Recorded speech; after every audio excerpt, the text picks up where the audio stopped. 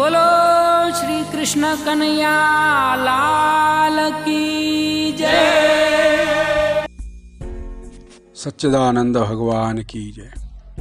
मोहिनी एकादशी व्रत महात्मा। सूर्य पुराण में वैशाख मास के शुक्ल पक्ष में आने वाली मोहिनी एकादशी की महिमा का वर्णन है। महाराज युधिष्ठिर ने भगवान श्री कृष्ण को पूछा कि जनार्दन, वैशाख मास के शुक्ल पक्ष में आने वाली एकादशी का नाम क्या है? इस व्रत का पालन कैसे करें? इसे करने से क्या पुण्य प्राप्त होता है? कृपया विस्तार से कहिए।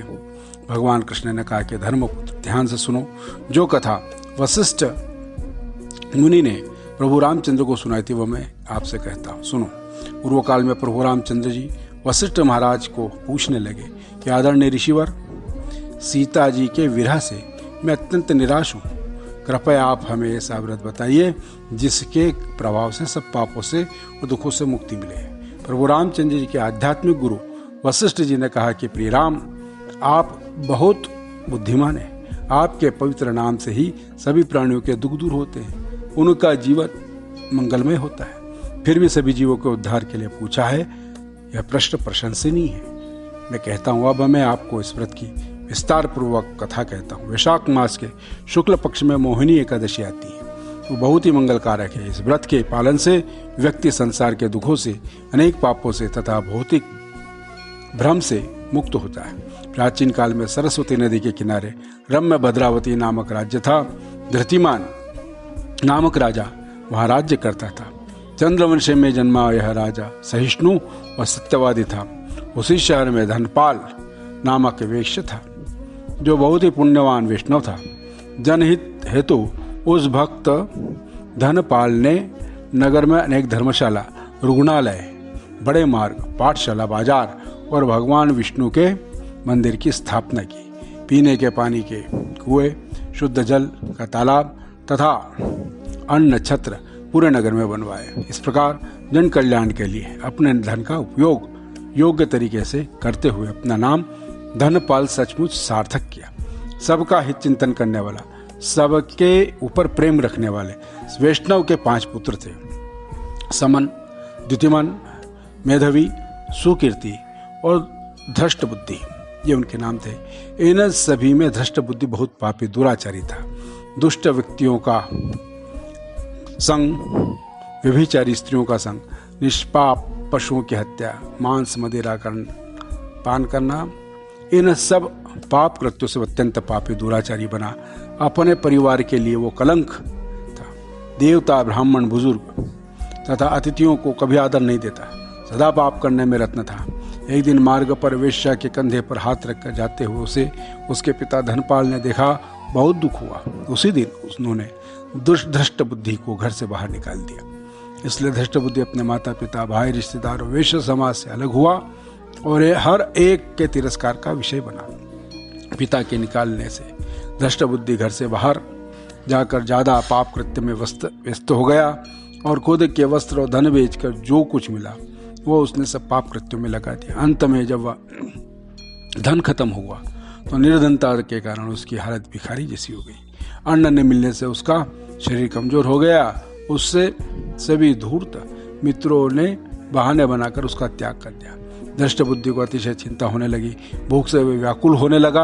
अब क्या करे? अन्न और धन कहाँ से प्राप्त हो? इन प्रश्नों को सोचकर वह अशांत हो गया। आखिर उसने चोरी करने का निश्चय किया और शुरुआत की। बहुत बार राजा के सिपाही उसे पकड़ने के बाद भी उसके पिता का मान और बड़प्पन देखकर छोड़ देते। फिर भी उसने चोरी करना बंद नहीं किया। एक बार विशेष चोरी करते हुए समय वह पकड़ा गया। तब राजा उसे कहा कि मूर्ख, तो आज तुम इस राज्य में नहीं रह सकते क्योंकि तुम महापापी हो। मैं तुम्हें भी छोड़ रहा हूँ। तुरंत इस राज्य से बाहर चले जाओ और तुम्हें जहाँ जाना वहाँ तुम जा सकते हो। फिर से सजा मिलने के भय से धृष्ट बुद्धि राज्य से बाहर गहन वन में चला गया। अविवेक के कारण निष्पाप प्राणियों की हत्या करके उनका कच्चा मांस वो खाने लगा। किसी शिकारी की भांति हाथ में धनुष लेकर वन में पाप कृत्य करते हुए भटकने लगा। धृष्ट बुद्धि हर समय दुखी और चिंतित रहता।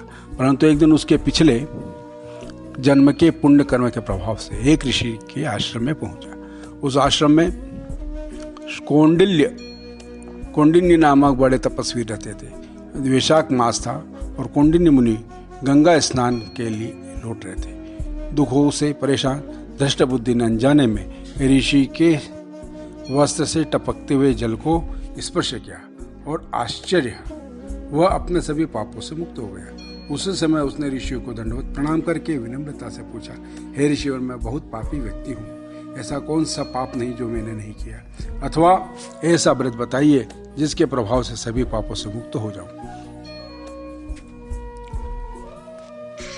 अपर्याप्त पाप कृत्यों के कारण मैं अपने कुटुंब से, मित्रों से, समाज से दूर हो गया। साथ ही मैं मानसिक दुख के खाई में गिरा हुआ हूँ। यह सब सुनते पर दुखी से होने वाले कौंडिन्य ऋषि ने कहा कि सुनो, मेरू पर्वत से भी अधिक प्रचंड पापों की राशि को नष्ट करने वाले व्रत के बारे में तुमसे कहता हूँ। उस व्रत के पालन करने से कुछ ही क्षणों में तुम्हारे पापों का नाश हो जाएगा। वैशाख मास में शुक्ल पक्ष में आने वाली एकादशी का पालन करते ही तुम सभी पापों से मुक्त हो जाओगे। ऋषि के आदेश से धृष्ट बुद्धि ने इस व्रत का कठोरता से पालन किया। हे राजन, इस व्रत के पालन से वह सभी पापों से मुक्त होकर दिव्य शरीर प्राप्त करके गरुड़ पर सवार होकर विष्णु लोक को चला गया। हे रामचंद्र, इस व्रत से सभी पापों से, भ्रम से व्यक्ति मुक्त होता है। इस व्रत के प्राप्त होने वाला फल तीर्थ में स्नान करने अथवा यज्ञ करने से प्राप्त होने से भी श्रेष्ठ है। इस प्रकार वैशाख मास के शुक्ल पक्ष की एकादशी का महात्मा श्री कृष्णार्पणमस्तु।